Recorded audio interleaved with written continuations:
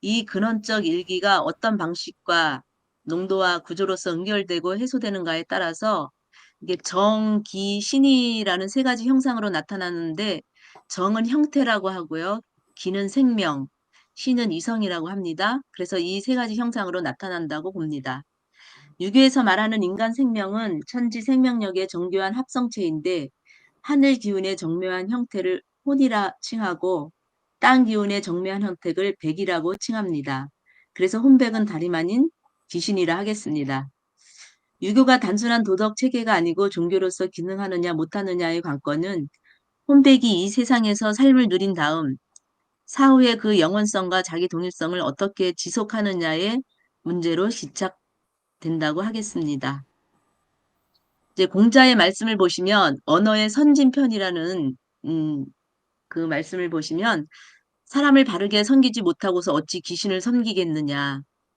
삶을 알지 못하면서 어찌 죽음을 알겠느냐. 이런 말씀을 하셨어요. 그래서 요거는 미능사인, 언능사귀, 미지생, 언지사. 귀신과 죽음에 대한 불가지론적인 현실주의자로서의 태도 표명이라기보다는 호기심만을 갖는 경박하고 진지하지 못한 태도를 경계한 말이라 하겠습니다.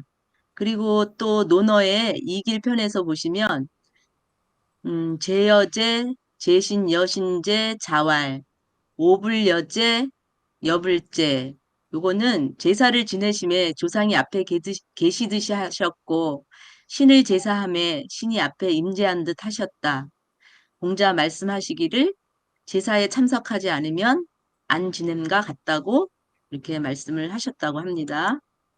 그래서 유교의 제사 제도에서 가장 중요한 개념은 혼백 개념입니다. 그래서 유교에서 제사 제도를 굉장히 중시하는데 혼은 하늘 기운의 가장 영묘한 형태가 연그러져 사람 생명을 구성하는 요소가 된 것이고 백은 땅 기운의 가장 영묘한 형태가 연그러져 사람 생명의 구성 요소가 된 것이라 하겠습니다.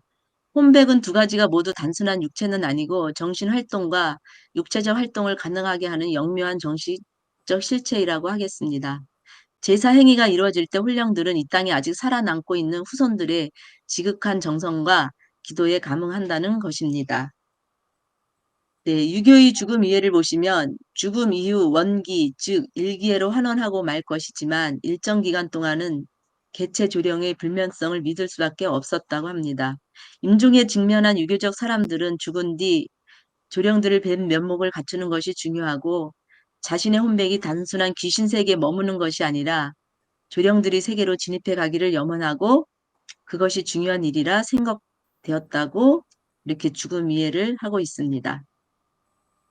네 번째 불교의 죽음 이해를 보시면 첫 번째 인연 생기설이 있습니다. 인연 생기설은 불교적 실제가 아니며 고마타 시타르타가 고대 브라만교로부터 나와 새로운 종교 운동을 일으킨 근본 원리이기도 합니다. 연기설은 삼나 만물과 만유는 그 스스로 자존하거나 상존하는 실체로서 존재하는 것은 하나도 없고 인연에 의해 발생하고 사라진다는 가르침입니다. 재행무상이요 재법무아 이런 말이 인연 생기설에 있습니다. 연기를 본 자는 법을 본 자요. 법을 본 자는 연기를 본 자이다. 불교적 죽음 이해와 죽음의 극복도 알고 보면 인간의 생명 현상 자체를 인연 생기설의 관점에서 확철할 때 가능하다고 합니다.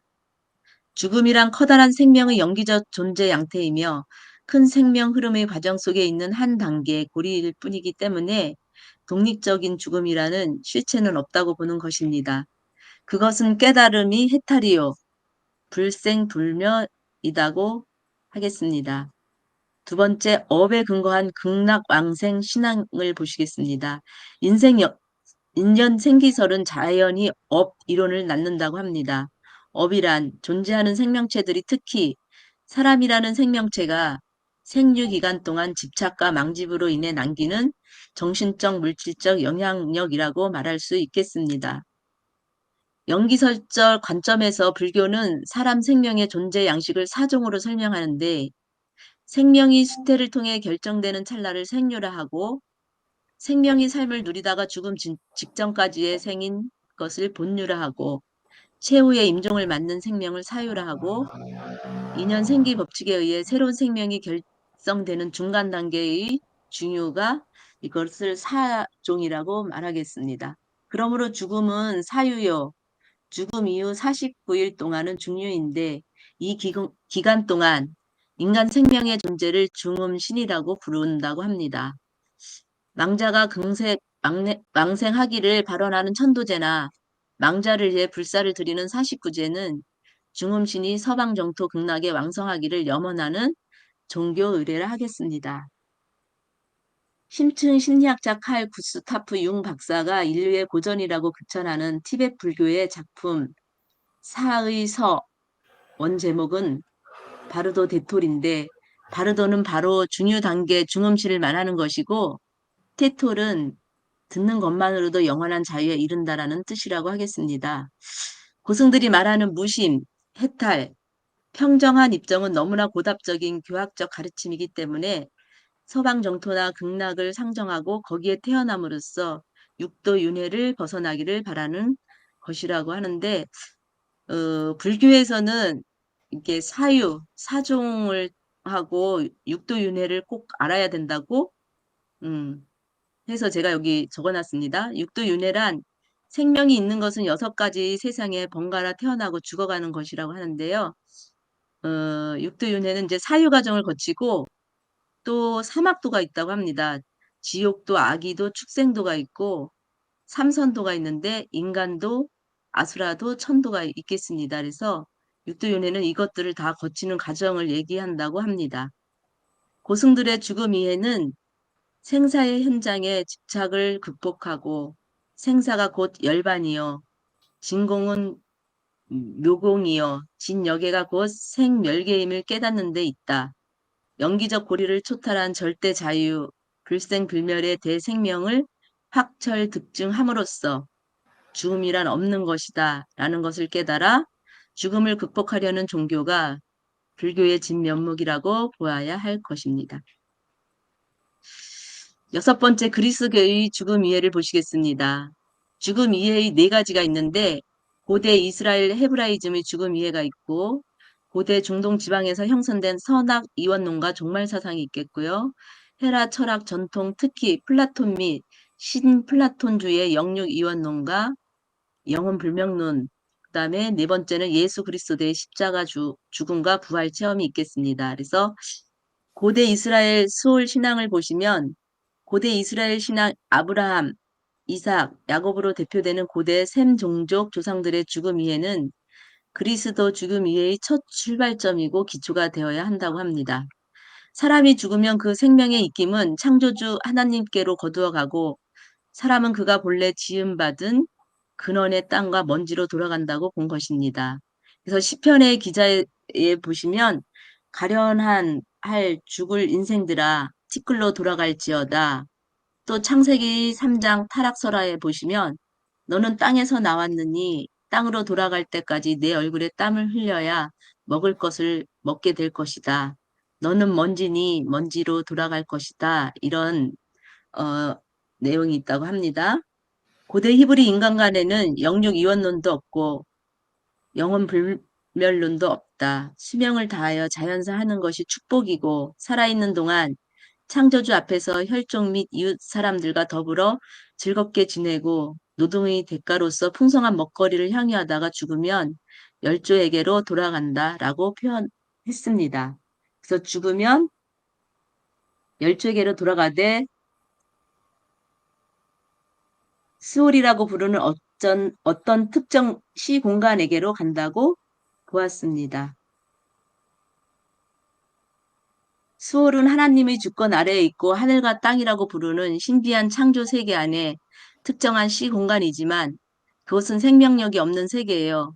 하나님의 얼굴을 뵐 수 없으며 그림자들이 머무는 집합소 같은 곳이다. 수월은 무서운 심판 장소로서의 저승 같은 곳이 아니며 그저 생명력이 떠난 인간 생명의 전형이 다 있는 곳이다 라고 했습니다. 3번째, 헬라 철학적 영혼 불멸 신앙과의 융합. 그리스도교의 발생은 이스라엘 신앙의 토양에서 발생한 새로운 생명의 싹이지만 그리스도교라는 종교의 생명나무가 자라나는 토양은 좁은 팔레스타인이 아니라 로마 제국이 통치하는 지중해 세계의 문화 토양으로서의 헬레니즘 문화권이었습니다. 헬라인의 사생과는 소크라테스와 플라톤을 이어가는 영육 이원적 인간 이해와 영혼 불멸론이 대중 속에 널리 받아들여지고 그리스도 신앙의 뿌리인 헤브라이즘 전통과 헬라 철학적 인간관 사이의 지평융합이 이루어지게 되었습니다.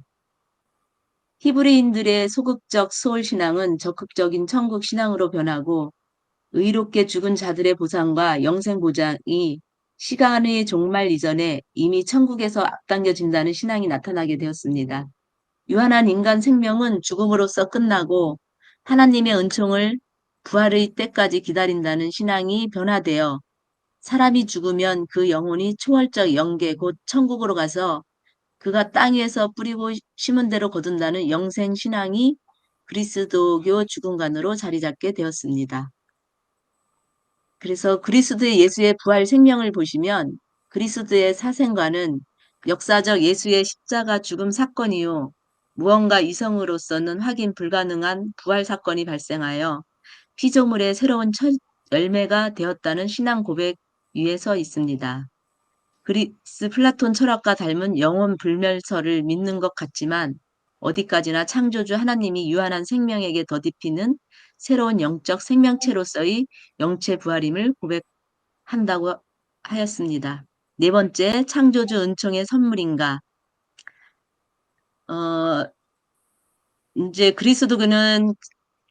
기독교는 이제 그리스도교는 카톨릭 교회가 기독교가 있는데 여기서 카톨릭 교회의 연욕 고리를 가르쳐 왔습니다. 카톨릭 교회는.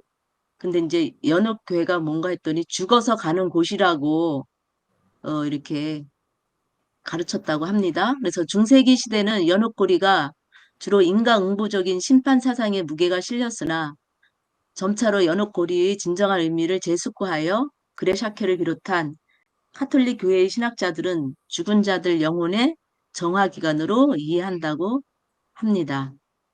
죽음 직후 생명체의 체험, 인사체험자들의 빛의 세계 체험에 관한 연구 보고에 두 가지 평가가 있는데 첫 번째는 빛의 경험은 완전히 죽음 세계로 들어가기 전에 인간 의식의 반영으로서 보는 견해가 있고요. 두 번째는 초자연적인 영계의 빛 체험이라고 보는 견해가 있겠습니다. 임사체험을 연구한 의학자 레이몬드 무디, 엘리자베스 키블러 로스, 에반 알렉산더가 각각 증언한 책 라이프 애프터 라이프, 온 라이프 애프터 데스, 프루프 오프 헤븐이 요 신경정신과와 뇌과학 분야 전문가들의 증언이라는 점을 존중하고 또 이 사람들의 공통된 주장의 핵심은 이렇게 다음과 같다고 합니다. 첫 번째, 영혼, 순수의식, 마음, 정신은 뇌라고 하는 물질의 부수 현상이 아니고 독립적 실체성을 가진다고 했습니다. 두 번째, 실제계. 실제계는 창조 세계라고도 합니다. 실제계는 차원을 달리하는 다양한 실제가 중층적으로 밀접한 관계성 안에서 연결되어 있다고 합니다. 세 번째는 지성적 종교심이 초월을 경험하려면 칸트적 인신론 패러다임과 물질 환원주의 철학에서 해방되어야 한다고 합니다. 네 번째, 초감각적 체험 상태에서 시간과 공간 체험은 공시적으로 체험되고 개체이자 전체이고 실체의 본질은 사랑, 명료함과 빛, 내적 평화와 소속 연대감이라고 하겠습니다. 그래서 그리스도교의 죽음 이해는 유한한 인간의 한계 상황으로서 받아들이는 기본적 입장을 바탕에 깔고 은총의 선물과 능력에 힘입어 죽음과 동시에 차원이 다른 영적 세계로 영적 몸을 덧입혀 들어간다고 믿는다고 했습니다. 지금까지 여기까지 잘 했는데 저도 이게 정확하게는 잘 모르겠어요. 그냥 교재대로 잘 베꼈고요. 잘 몰라서 제가 유튜브를 한번 봤는데 거기서 약간씩 이렇게 조금 더 추가해서 여기다가 조금 설명을 덧붙였습니다. 감사합니다.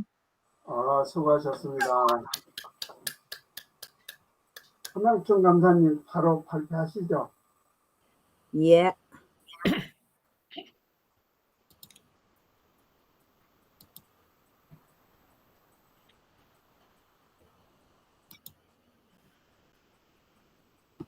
자료가 안 뜨네. 왜 안 뜨는 거야? 왜 안 뜨는 거야? 아니, 전체를 해야 되겠더라고요. 전체. 전체? 전체 응. 공유. 전체 하면 공유.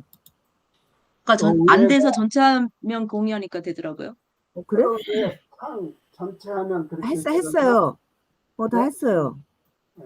다시 네, 취소. 어디를, 자, 여기에서 탭 저기 두 번째 거, 내 전체 화면 말고 두 번에 창 클릭하고, 예, 그 다음에, 전체 화면을 해?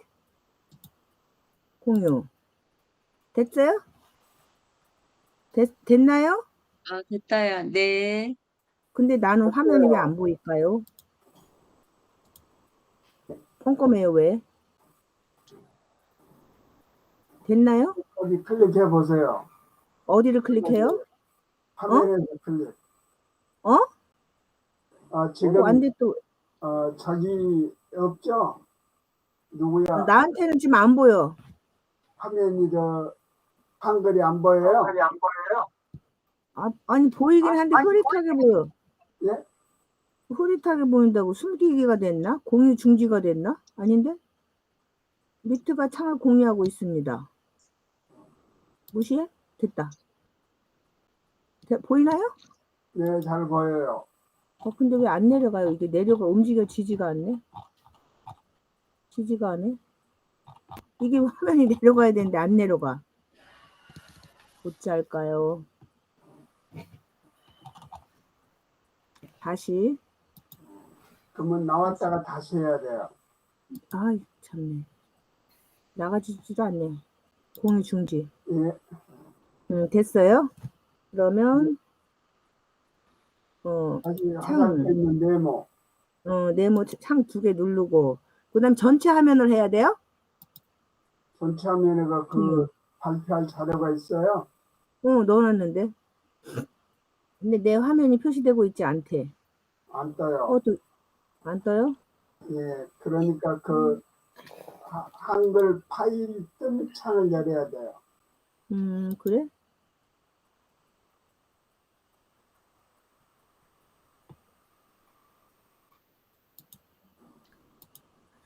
안 되는데.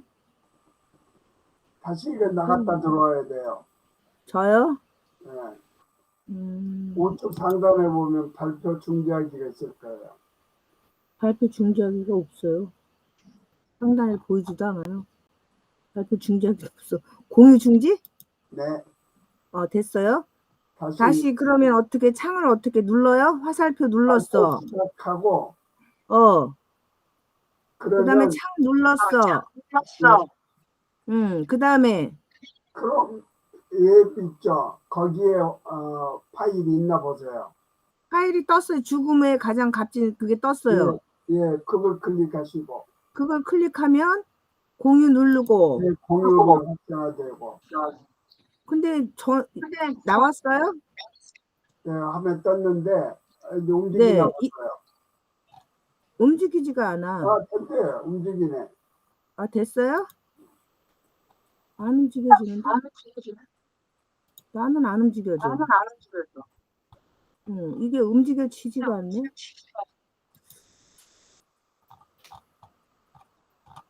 이제 움직이는데 움직이는데 전체 화면이 안 나와.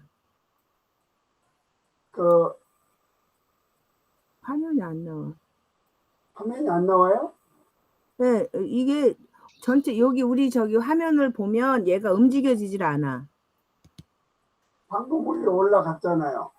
올라갔긴 한데 이게 스크롤로 이렇게 내리면서 이걸 봐야 되잖아요. 그렇죠, 그렇죠.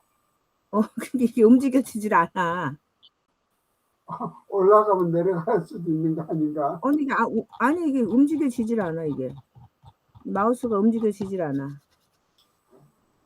진짜. 그러면 이 파일을 민들레 도서관에 올리고 네. 저기 선생님은 움직여지질 않아. 더워. 어찌할까요, 국장님? 구글 미트 그러면 이 한글 파일을 네. 민들레 도서관에 올려주고 그러면 아니 거기 저기 올렸어요. 제가 그 우리 카톡방에 다 올렸잖아. 올라왔네. 응. 임명자도 올라왔고 함양초 일장도 올라왔네. 네, 올랐어요. 그러면 그냥 저기 구글 미트 하면 이건 이제 발표 중지하고 네. 구글, 공유 중지하고 예, 그냥 한글을 열어서 발표하십시오. 한글을 열어서. 예, 자, 그러면은 나 얼굴 하나도 못 보고 그냥 할게요. 예, 자, 죽음의 가장 값진 선물 로고 테라피 관점에서 김미라 씨가 지었는데 발췌는 함양춘이고요. 이 로고 테라피와 빅터 플랭크는 책이 있어요. 그래서 이 로고 테라피의 어원은 로고스라는 그 의미를 뜻하는 그리스어라고 해요. 그리고 로고 테라피는 환자의 미래에 초점을 맞춘답니다. 자, 로고 테라피 사람의 얼굴이 안 보여갖고 나 혼자 지금 떠드는 것 같아. 아, 지금 어떡하면 좋아 이거. 아유 진짜. 지금 보이세요? 네, 움직이는 거 보여요? 이제 이렇게 해야 되겠다 그냥. 어쩔 수 없이 이걸 크게 하니까 얼굴이 하나도 안 보여가지고 너무 이상한 것 같아. 네, 지금 보이니까 이렇게 할게요 그냥. 환자의 그러니까 미래에 초점을 맞추는 거고, 그러니까 미래의 환자가 이루어져야 할 그 과제를 갖고 있는 그런 의미에 초점을 맞춘다는 말이고, 로고 테라피는 정신질환을 일으키는데 아주 커다란 역할을 하는 악순환 형성과 송환 기제라는 그런 약화를 시키는데, 이 정신질환 환자에게 전형적인 자기 집중 증상이 발생하고 심화되는 것을 막아준대요, 이 로고 테라피가. 로고 테라피는 환자가 삶의 의미와 직접 대면하게 하고 그것을 향해 나아갈 수 있도록 도와주면서 환자 스스로 삶의 의미를 깨우치도록 만드는 것이 이 정신병을 극복할 수 있는 그런 이제 환자의 능력을 향상시키는데 도움이 된다고 해요. 그래서 이 로고 테라피는 다른 학자들에 의해서 빈 제3정신의학파로 불린대요. 1, 2가 있고 여기가 이제 3정신의학파로 불리는데, 이 이론은 인간 존재의 의미를 찾아가는 인간의 의지에 초점을 맞춘 거예요.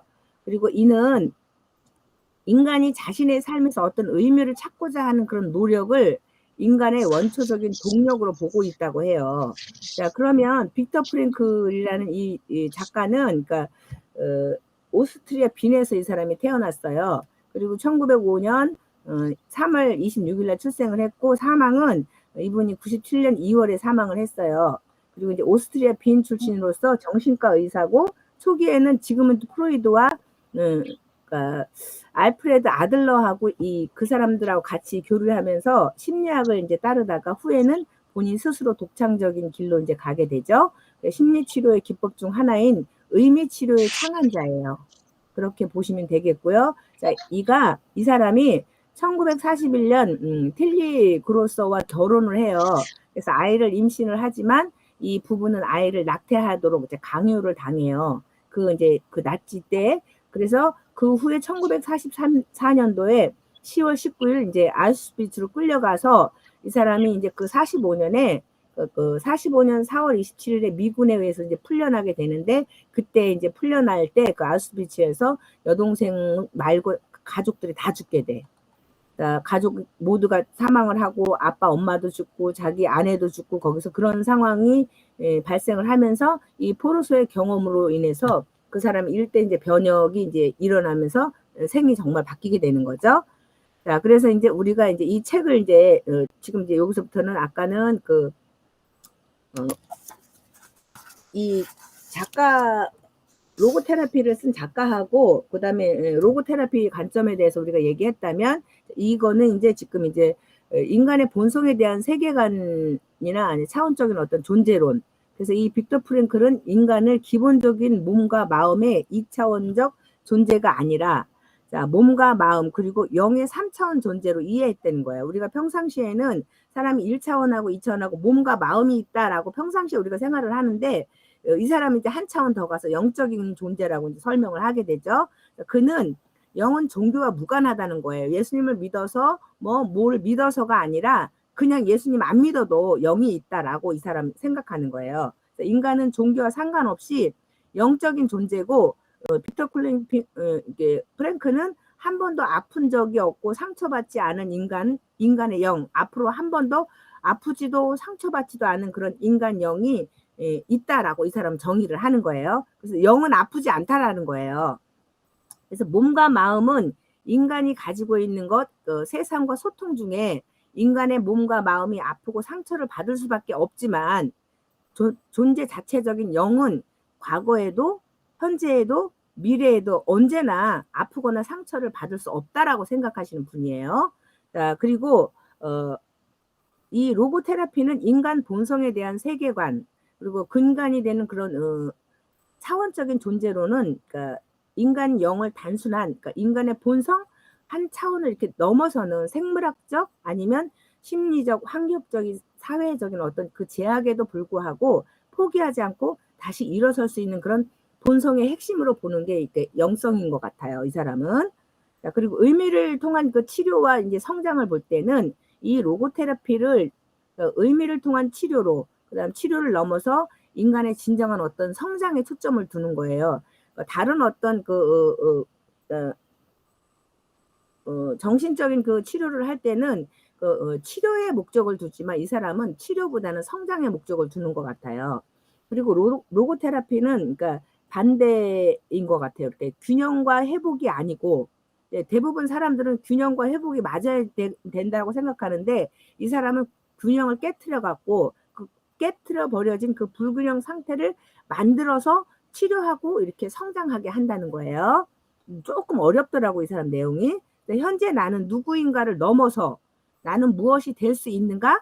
나는 무엇이 되어야 하는가 차이를 인식하고 그다음에 건강한 긴장을 만들어서 불균형이 결국에는 성장을 촉진시키는 그 원동력으로 굉장히 엉망으로 산 내 인생이지만 내 삶에 여전히 고유한 의미가 있다는 인식을 인간을 치료를 넘어서 이 사람의 성장의 길로 나아가게 이끄는 게 이 로고테라피의 주 목적인 것 같아요. 그리고 인간 행동은 설명을 하는 1차적인 동기는 쾌락이나 의지나 권력의 의지가 아니라 의미의 의지로 정의를 하고 우리가 삶을 절망하고 아픈 것 그리고 바로 이제 인간 1차적 동기가 의미의 의지로 좌절되어 있기 때문에 이러한 실존적 좌절이 만성으로 이어지면 신경질적인 그 원인이 된다는 거예요. 그래서 실존적 공허와 이제 무의미의 역설을 들여다보게 되면 빅터는 이제 현대인들이 가장 힘들어하는 것은 일상의 지루함이라고 보았어요.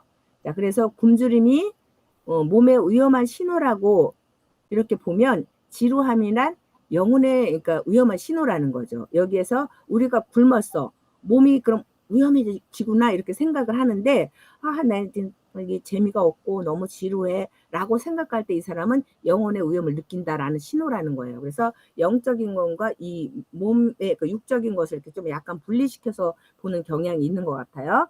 삶의 의미를 느끼지 못하고 공허한 것처럼 느껴지고 실존적 공허감을 채우기 위해서 노력을 하지만 결국 실존적 좌절의 결과를 가져오고 실존적 좌절이 만성으로 이어지게 되면 우울도 오고 중독도 생기고 공격적이 되고 영적 신경증 또는 실존적 신경증이라고 하는 그런 만성적 심리병을 가져올 수 있다라고 해요. 그래서 삶이 진정한 그러니까 진정한 무의미고 이렇게 느껴질 때 바로 어딘가 삶의 의미가 반드시 존재한다는 강력한 증거라고 이 사람은 항상 반증하는 것 같아요. 이렇게 우리가 평상시에 생각하는 것보다 다르게 생각하시는 것 같더라고요. 그래서 갈증을 느끼는 것은 바로 세상 어디엔가 물이 있다는 증거라는 거죠. 우리가 갈증이 느껴져 라고 할 때는 세상 어디에 물이 있으니까 우리가 갈증을 느끼는 거야 이렇게 생각하시는 거죠. 그리고 무의미가 의미의 가장 강력한 증거인 것처럼 절망은 희망이 있다는 공허함은 비로소 체험의 기회가 존재한다는 그런 가장 강력한 증거라고 이야기하고 있어요. 자, 그리고 삶의 고통에 먼저 이제 응답하라. 이거 살아있는 이유는 그러니까 이거 왜 살아있지? 그러면 사람은 삶의 어떤 고통과 어려움을 견뎌낼 수 있다라는 게 이게 니체의 말이에요. 이 사람은 처음에 이 이 책에서 보면 죽음의 수용소에서 보면 그 니체의 말을 앞에다 딱 이렇게 메인 저거로 써놨더라고요. 그래서 그거를 이제 이 사람도 가져온 것 같아요. 그래서 왜를 알면 어떻게도 견뎌낼 수 있다는 거예요. 이제 이 문장은 로고테라피의 이제 핵심을 함축한 말이에요. 내가 왜 이렇게 살고 있지? 그러면 어떻게 살아야 되지? 라고 이렇게 견뎌낼 수 있는 힘이 생긴다는 거죠. 그래서 살아야 할, 그러니까 왜라는 그런 바로 삶의 이유이자 왜 살아야 되는지 그 삶의 이유가 의미이고, 그리고 또 삶에 어떻게 how를 이렇게 어떻게 살면 겪게 되는 그 모든 어려움이 고통을 의미한다는 건데, 이 삶의 이유와 의미를 안다면 삶 속에서 우리가 만나는 어려운 고통도 견뎌낼 수 있다는 거죠. 왜 어떻게 그걸 알게 되면 견딜 수 있다라고 이야기하는 것 같아요. 우리를 절망시키는 것은 어려움이나 고통이 아니라 어려움이나 고통이 우리에게 전하고 싶어하는 그 이유와 의미를 찾지 못해서라고 이렇게 얘기하는데, 이게 조금 심오한 것 같아요. 우리를 절망시키는 거는 어려움이다. 근데 그 어려움은 고통이 아니라는 거예요. 그래서 이 고통이 아니라 어려움이나 고통이, 그러니까 나에게 이 고통이 왜 왔지? 이 고통이 나한테 무엇을 전하려고 하지? 이 의미를 어떻게 찾지? 이렇게 생각하셔야 될 것 같아요. 자, 그래서 이분은 D는 S-M이라고 얘기를 했는데 공식이에요, 이게. 그래서 절망은 고통 마이너스 의미라는 거예요. 그래서 절망은 고통에서 의미를 뺀 거래. 자, 그래서 절망이란 고통에서 의미를 찾지 못하는 것, 그리고 우리는 고통에 직면하게 되면 현재 이 고통만 사라지는 우리가 살 것 같아. 내가 지금 죽을 것 같은 어떤 문제가 생성이 돼 있었는데 그 문제를 바라볼 때 아우 나는 이 문제만 사라지면 난 살 것 같아 라고 이렇게 이야기하지만 절대 그렇지 않다. 절망에서 벗어날 수 있는 것 같다고 고통이 사라지기를 우리는 간절히 소망하지만, 그러나 절망의 원인이 고통이며 고통만 없다면 절망하지 않을 것이라고 우리는 믿죠. 자, 우리는 결코 절망으로부터 벗어날 수 없대요. 왜? 삶은 고통의 연속이기 때문이라는 거죠. 그래서 절망에서 벗어날 수 있는 유일한 길은 고통 중에 의미를 찾는 거라고 합니다.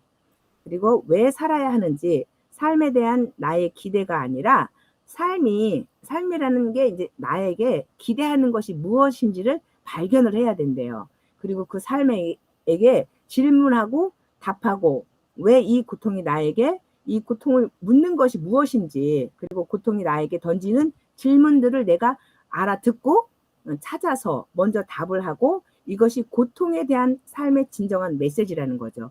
고통이 나에게 주는 이 메시지가 무엇일까? 이 고통이 지나면 나에게 무엇을 이 고통이 나한테 주려고 했을까라는 걸 찾으라는 거죠.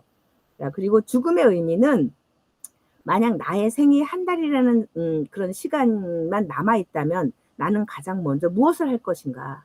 그리고 나에게 일주일이 남았다? 그리고 나에게 오늘 하루 24시간이 남아있다면 나는 가장 먼저 무엇을 할 것인가? 전 이 생각을 안 해봤어요.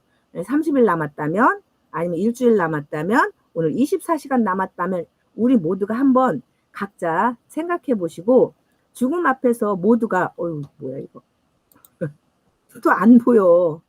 어떻게 하면 좋을까요? 이제 보였어요. 24시간이 남아있다면 나는 가장 먼저 무엇을 할 것인가 각자 생각해 보시고, 죽음 앞에서 모든 소유가 사라지고 존재만 남는데요. 그러니까 그동안에 뭐 소구했던 금덩어리든지 뭐 내 가족이든지 모두가 다 사라지는 거죠. 그리고 남는 건 뭐냐? 존재만 남는다는 거죠. 자, 우리 각자 죽음 앞에서 죽음에 대한 어떤 인식이, 이것이 바로 삶에 대한, 그러니까 열쇠라고 해요. 자, 그래서 죽음이 비극처럼 보이는 그 삶을 비극으로 보이게 하는 것이 아니라 역설적으로 기쁨과 감사의 의미로 채우고 마무리할 수 있게 하는 힘이 될 수 있다는 거죠. 자, 우리는 언젠가는 반드시 죽게 된다는 거예요. 현재 우선순위를 점검을 하고 삶을 더욱 의미 있는 삶으로 방향을 탐색하는 그런 노력이 필요하다는 거죠.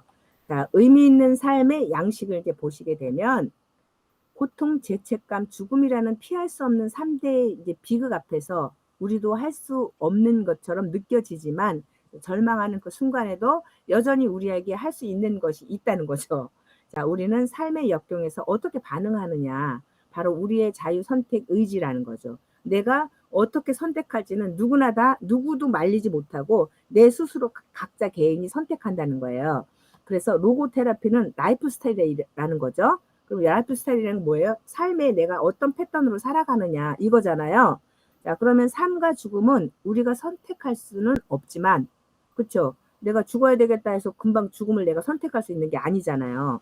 그렇듯이 삶과 죽음 사이에 있는 모든 것을 선택함으로써, 그러니까 우리가 지금 현재 태어나서 그 죽음과 그 사이에 있는 사람들이잖아요.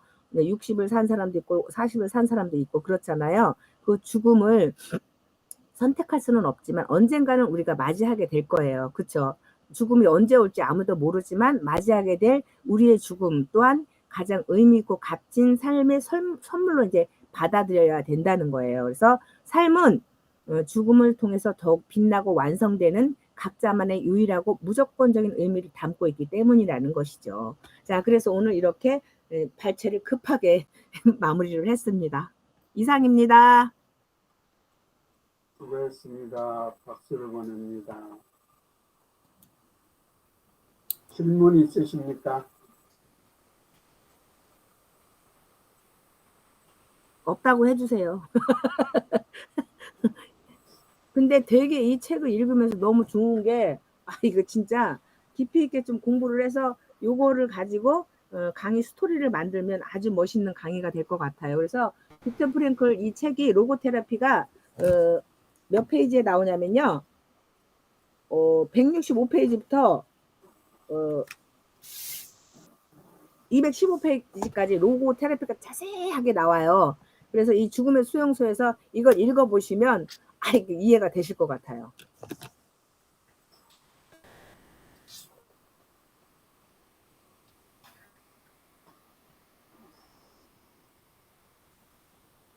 지금 시간이요. 8분 남았거든요. 7분 남았고요. 네. 저기 3분만 말씀 나누고 4분은 내일 연희동 행정복지센터에서 제 짜장면 나눔 행사가 있거든요. 그래서 거기에 참석을 누가 할 수 있는지 도움을 요청합니다. 원장님 피드백 주시죠.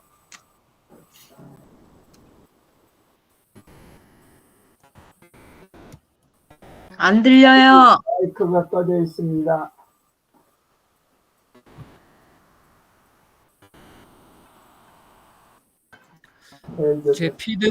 제 피드백보다는 두 분이 발제를 준비하시면서 느꼈던 부분들을 조금 더 나누는 게 발제 내용보다는 발제하시면서 우리가 이 강의 주제와 제목들을 찾아내야 되는데 준비하면서 느꼈던 부분들을 좀 더 이야기해 주시는 게 좋을 것 같습니다. 거기에 시간이 넉넉하면은 이런저런 이야기를 하면 좋지만은 시간이 없기 때문에 오히려 두 분이 발제하시면서 느꼈던 부분들을 좀 이야기해 주시면 좋을 것 같습니다.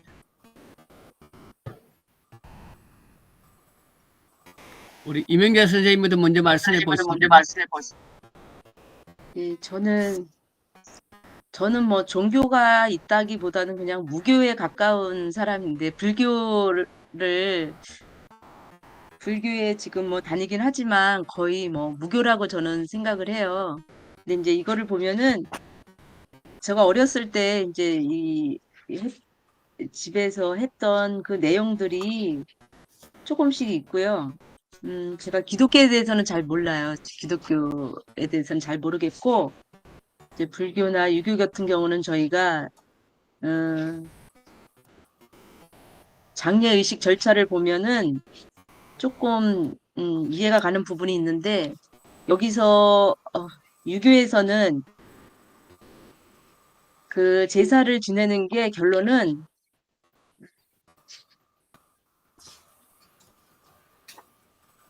그냥 추모제라고 저는 생각을 해요. 제사 지내는 거를. 추모제라고 생각을 하고 대를 이어야겠다는 생각이 더 앞선다는 생각을 했고요. 이게 그 죽음 이해보다는 그런 생각을 좀 많이 했습니다. 그리고 조금 공자님의 말씀이 나오니까 또 더 어려운 것 같고요. 그리고 우리가 제사를 지낼 때 참여를 안 하면 뭐 그거는 또 안 된다고 이렇게 하는 이야기를 보면서 저 세대는 그런 거를 많이 보고 자라왔다는 생각을 하면서 기독교하고는 전혀 다르다는 생각을 해봤습니다. 예.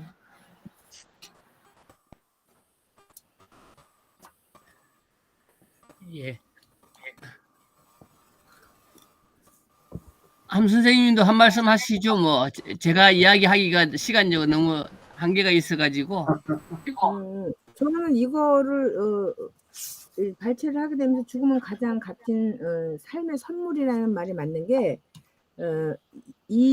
우리가 지금 현재를 태어났으면 죽을 때까지 살게 되는데 이 죽음 공부를 하지 않았으면 이런 깊이 있는 철학을 어떻게 알았을까 그렇게 생각을 하고 왜 살아야 하는지 아는 사람은 그 어떤 상황도 견뎌낼 수 있대요. 그러니까 내가 힘든 상황에 도착했을 때도 내가 이걸 어떻게 견뎌내야 되지? 살아가야 될 그 이유가 왜 살아야 되고 어떻게 살아야 되는지 그 방법을 지금 찾아가는 것 같으니까 이것들을 조금 더 깊이 있게 좀 우리가 좀 체득을 해가지고 좀 일목요연하게 사람들이 좀 그러니까 알아듣기 쉽게 조금 요거를 정리를 해서 강의 어떤 제목을 좀 만들면 어떨까 이런 생각을 해서 좀 여유 있게 시간을 가지고 좀 했으면 좋겠다라는 생각을 해서 너무 바쁘게 제가 그냥 중간중간에 짬짬이 그냥 책을 읽고 아까 6시에 들어와서 그냥 막 안 되는 걸로 막 그냥 정리만 해가지고 올렸는데 책은 중간중간에 읽으면서 약간 이제 빅터 프랭클 책하고 같이 읽었거든요. 그랬는데 아주 이거는 조금 우리가 그러니까 죽음 공부하면서 좀 차원이 높은 어떤 그런 거를 뽑아낼 수 있는 그런 좋은 소재이다라는 생각은 했어요. 시간에 제가 1분만 쓰겠습니다. 정리하는 나머지 뭐 또 쓴다고 한 3, 4분 이런 게 1분만 2분 후에 종료됩니다. 예. 1분만 쓰면은 일단은 각 종교의 죽음 이해를 보면서 일단은 그 우리가 웰다잉 죽음 교육 강사로서 이 죽음 이해할 때 혹시 타 종교에 대한 내가 믿고 있는 종교를 절대화시키면서 타 종교를 비난한다든지 그런 관점으로서 우리가 이 학습을 하는 건 아니고요. 우리가 어떤 특정 종교 입장에서 하는 게 아니기 때문에 그런 관점에서 각 종교가 이야기하고 있는 죽음에 대한 이해도가 무엇인가를 이해하는 게 굉장히 중요할 것 같고요. 그리고 각 종교의 김경재 교수가 썼지만은 그 각 종교에서 이야기하고 있는 죽음 위에 있는 그 바탕들을 우리가 충분하게 이야기 않고 여기 기록되어 있는 것들만 읽어서는 절대로 될 수 없다는 이야기도 보시면 좋겠고요. 그다음에 두 번째로는 픽트 브랭클의 이 의미 치료에 대한 부분들은 로고테라피 부분들은 우리가 좀 더 이게 논란의 그 비판적인 부분들과 또 긍정적인 부분을 우리가 함께 봐야 되는데 다른 이야기 하기 힘들 것 같고 이분은 유대인이에요. 우리가 혹시 이 의미치료라고 로고테라피라고 하는 게 말씀이라고 이야기하니까 그냥 대신교 기독교식으로 이해할 수 있는데 이분은 어떤 종교에 대한 부분들이 아니고 정신에 대한 이야기를 하고 있기 때문에 그 부분에 있어서 초점을 맞춰야지 내가 기독교인이기 때문에 로고 테라피라는 말을 썼기 때문에 기독교적인 의미로 아까쯤에도 발표할 때도 그런 이야기가 좀 있었는데 기독교적인 그런 부분들이 전혀 없는 건 아니지만